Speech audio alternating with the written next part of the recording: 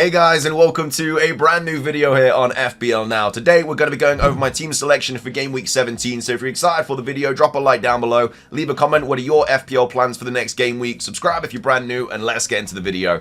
So, starting things off, a quick recap of how I got on in Game Week 16. I haven't obviously gone over this since the Bournemouth and West Ham game. Unfortunately, nothing really happened. It was kind of the best situation if you didn't own any of the Bournemouth or West Ham players because it finished 1-1. None of the big kind of assets were involved in any of the goals. And as a Kirkez owner, obviously seeing that West Ham goal was really, really annoying. It was a penalty.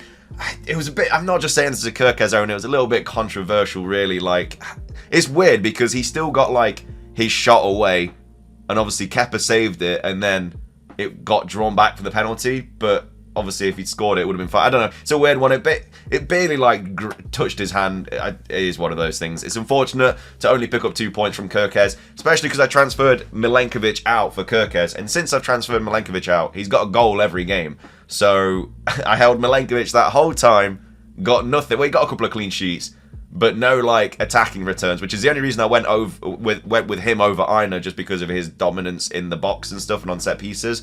Get rid of him for Kirkez, who was obviously getting assists every single week, and now they've just completely changed, which is usually what happens in FPL, but it's still a little bit annoying. But anyway, I finished on 59 points, a green arrow up to 418,000 in the world from like 520, so I jumped up like 100,000 places, which wasn't too bad. But yeah, Raya was 6, Colwill, again, another clean sheet that I lost in the 90th minute. If that just stayed and the Kirkez clean sheet stayed, we would have been looking really nice. That would have been an extra 8 points there, which would have put us on 67, probably shoot us up into like the top 300k. But anyway, Gabriel picking up 9 points, Salah with the 10 points, Palmer with the 3, Saka with the 3, Rodgers with the 2, Isak with 11, Cunha with 9, and then João Pedro with 2. And then on the bench, unfortunately, Mbumo picking up the 9 points, Aït-Nouri with the -2, and then Greaves was 0, and Ward was with Ward picked up 1 because obviously he came off the bench for the injured Leicester keeper. I did just want to quickly talk about this bonus point situation though. I really don't like it because it goes to show that if there wasn't Monday Night Football, then those bonus points wouldn't have been changed. They only got changed because of the Monday night fixture and the game week wasn't over. So for them to just constantly change the bonus points all the time, it's a little bit, I don't know, I feel like at the end of the day, they should be locked in. They shouldn't get changed and stuff because it can easily just change like loads of things. Like obviously I think Palmer got 1 and Mbumo lost 1. I think Saliba lost 1 as well or something like that. But either way, it just shouldn't be a thing. Like I think there's a lot of controversial things going on with FPL at the moment with obviously the intended assists, and they've actually come out and spoken about that as well. But yeah, with the bonus points thing, I really just appreciate what they did before, where it was just at the end of the day, they locked in the bonus points and they couldn't change. Because, like I say, if there's an extra fixture in the week and you know, the game week is a day longer, the bonus points can still get changed. And I don't agree with that, really. I mean, it didn't really affect me. In fact, it probably actually hurt me, actually, when I think about it, because obviously Mbumo was on my bench. So obviously he got 9 instead of 10, and then Palmer got a point. But then obviously I didn't captain Palmer, so I don't know. It might have hurt me, it might have benefited me. I'm not really too sure. I think there was a slight difference. But either way, I'm not a massive fan of them changing, because the longer the game week, because if there's like a double game week and there's, you know, all the fixtures finish on like the Sunday and then the double game week finishes on like the Thursday because of 1 extra fixture, that gives you like Monday, Tuesday, Wednesday, and Thursday to completely change the bonus points. I just don't agree with that. I just don't think it's fair. I think you should just lock it in and then that's that. But anyway, rant over. Let me know what your thoughts are on the bonus point system. Do you like the fact that they leave it to the last minute, or do you really just prefer what they did before, where it was just end of the day, those bonus points were locked? Because I'm definitely in the latter. Not a big fan of the bonus points, kind of how they're doing it now. But anyway, yeah, let me know your thoughts on that. But yeah, decent game week, 59 points. Can't really complain. A nice green arrow. Let's take a look at what we are doing for game week 17. And I've obviously already made a transfer, which was Aït-Nouri out for Robinson, just simply because of price changes and stuff. Aït-Nouri went from like 4.9 to 4.8, and Robinson went from 4.7 to 4.8. I sold Aït-Nouri for 4.7 and bought Robinson for 4.7, so it's just a straight swap. I do still have 1 free transfer left, and we'll talk about that as well, because Cunha has been charged.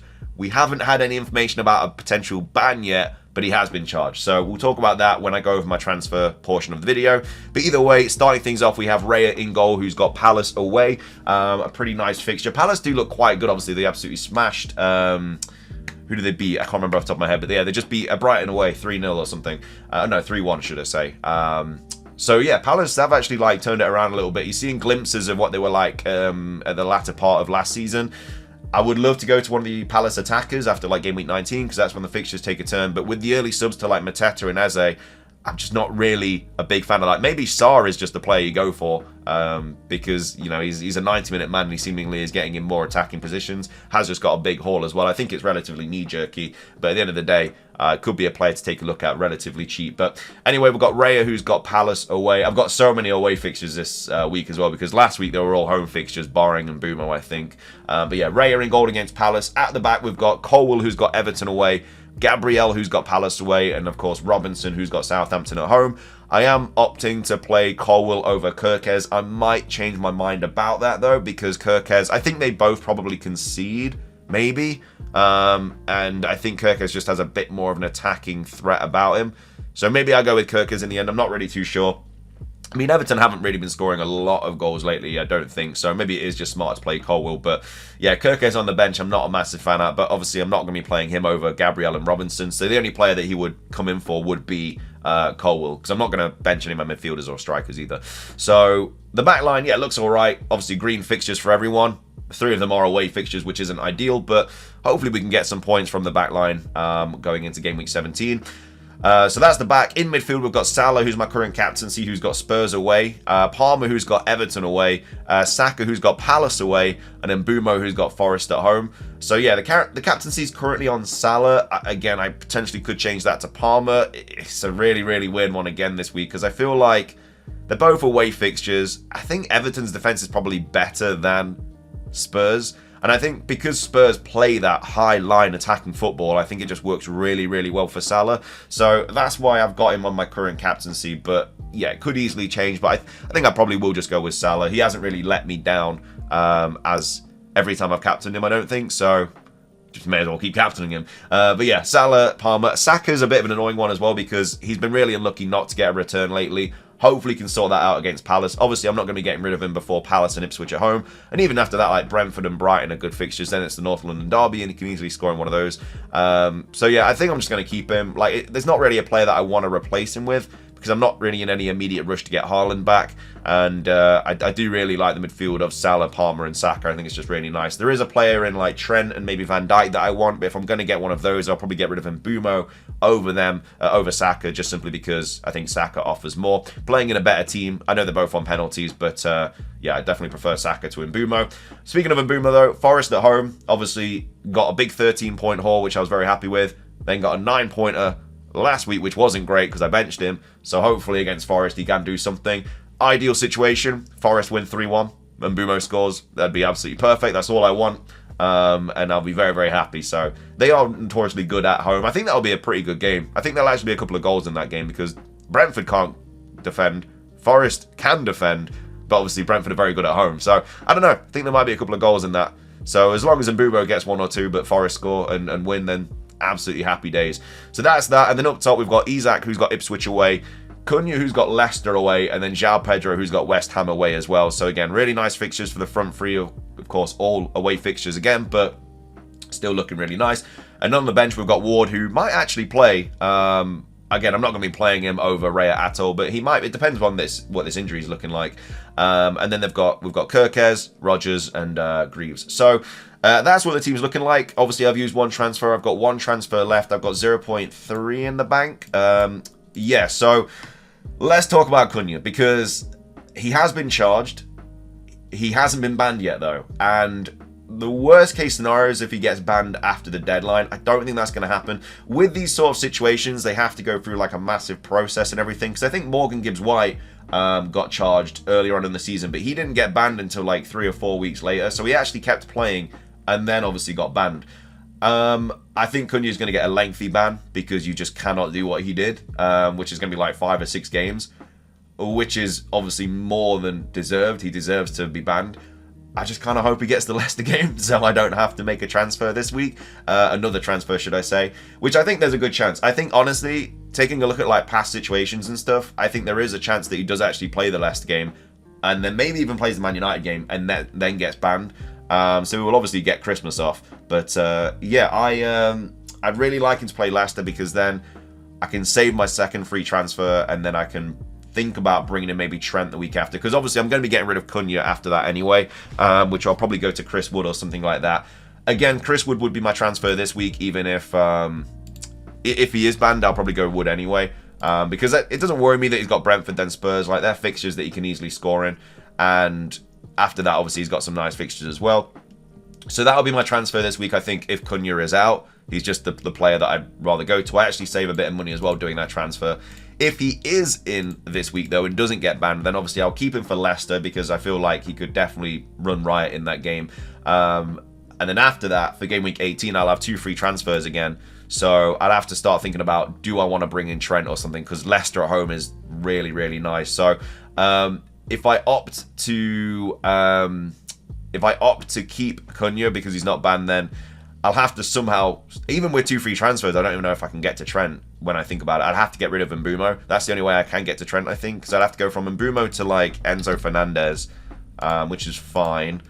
And then, because, I mean, after that, after the Forest game, the fixtures aren't ideal for Mbeumo, and that would give me 2.5 mil, and then I think I'd probably have to get rid of, because I highly doubt Trent's going to stay at 7 mil. Like, I could get rid of Colwell and do that, which I wouldn't mind doing, but at the same time, he's obviously got such good fixtures, so maybe I'd have to get rid of Kirkez.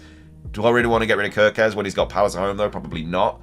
Like, Kirkez is weird. Like, he's got okay fixtures every now and again. Like, he rotates really well with Robinson, but I could really do a Trent in the team. Really, really could. Something else that I could do, though, is get rid of Greaves and go to Van Dijk, which I'm also not completely against, because, like I say, the Trent situation it's a weird one, because, you know, he's not playing as attacking in this new setup. Bradley's back soon. He's obviously kind of keeping eyes on those hamstrings and stuff. So maybe Van Dijk's just a smarter pick to go with, because you still get him for the clean sheets. He's got good goal threat on corners, and he's 0.5 cheaper. And that would allow me to get rid of Greaves, and then I'd have a decent back line that I can honestly bench boost in like relatively soon, really, if Ward keeps his place. So maybe that is another direction I go, because I really want to get rid of Greaves, because he's just, over this Christmas period, I don't want Deadwood on my bench, and that is something that I could do. It would mean that I have to keep Cunha, which I'm not a massive fan of, because obviously if he gets banned, I'd have to get rid. But I don't know. That's the weird one, because I'd have to get rid of Mbeumo and keep Cunha, which is not something that I'd want to do. But I feel like I have to get a Liverpool defender in, because the fixtures are so good. Probably not for a hit. Maybe it's just the Leicester fixture that I really want, though. Because if I got rid of Cunha, I'd have to bring in a 4.8 mil striker, and there's just nobody that I want to bring in for that. So I'd have to, I'd have to get rid of Mbeumo for Van Dijk. So that's what I'll have to take a look at. I mean, it all depends on what happens with Cunha. If he's out this week, then obviously I'll just have to get rid of him. And then the week after, I just won't be able to bring Van Dijk in. So it's going to be a tough one, but we've got to wait for more Cunha news. But that's what I'm going to do. Wood in this week. If he does play Leicester, though, I'll keep him, obviously, and just roll the second transfer. Potentially, I probably shouldn't have gone Aït-Nouri to Robinson. If I went from Aït-Nouri to Van Dijk this week, then that would have been a little bit better. But I don't know, I feel like Robinson's going to do really good numbers over the next few weeks, but we'll have to wait and see. Anyway, though, that's everything from me. If you enjoyed the video, please drop a like down below. Let's try and hit 100 likes. Leave a comment. What are your plans for the next game week? Subscribe if you're brand new. And until next time, peace.